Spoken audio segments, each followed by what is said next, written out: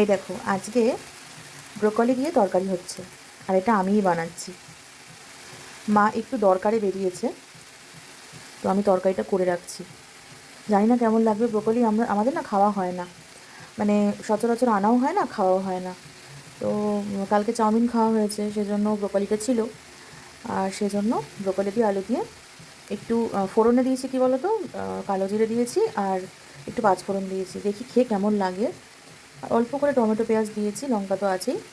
আদা রসুন কিছু দেবো না, নর্মালি তরকারিটা করে দেখি আগে কেমন লাগে।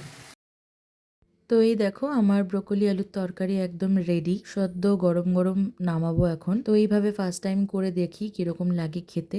যদি ভালো লাগে তাহলে ইন ফিউচার এভাবেই তৈরি করব। এমনিতেও এখন শাকসবজির দিকে একটু বেশি কনসেন্ট্রেট করছি আমরা, কারণ শাকসবজি খাওয়া খুবই ভালো, তোমরা সবাই জানো।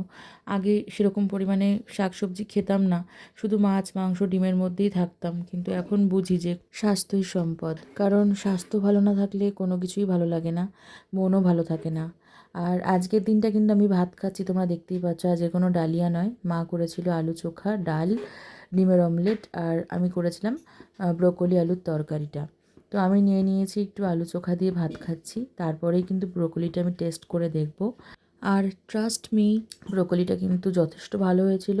এরকমভাবে করে আদা রসুন ছাড়াই আমি করেছি, বাট যথেষ্ট টেস্টি হয়েছিল। আমার ভাইও বলল খুব টেস্টি হয়েছিল।